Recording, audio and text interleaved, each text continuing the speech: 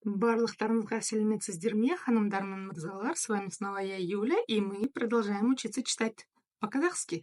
Итак, сегодня мы с вами снова в ЦОНе.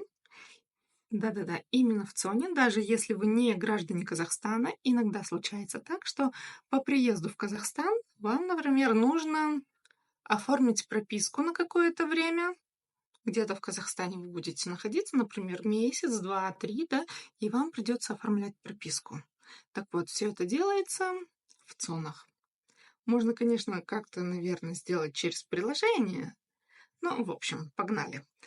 Итак, мы заходим в ЦОН, и там есть одна из вывесок. Реттеу зала.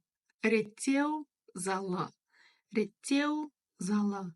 Вы наверняка сразу увидите второе слово, которое вам знакомо. Зала.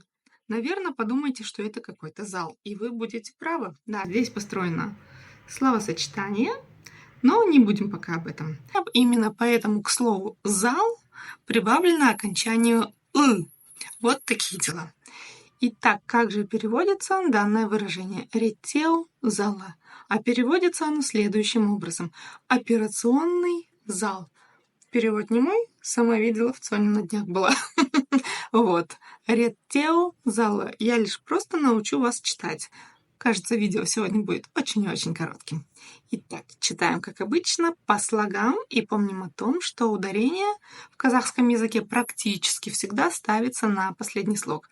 Исключение составляет, если в конце у нас стоит буква «ы» или буква «ы», то есть палочка с точкой. Ее мягкий вариант буквы «ы».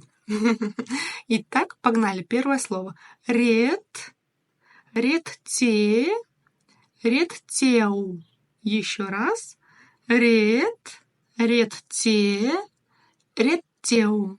Реттеу. И второе слово. Зал, зала.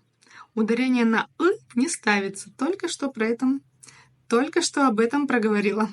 Зал, зала. Реттеу, зала. Реттеу, зала. Дамы и господа, я вас поздравляю. Сегодня вы научились читать еще одно выражение на казахском языке. Ну все, увидимся в следующих видео. Пока-пока.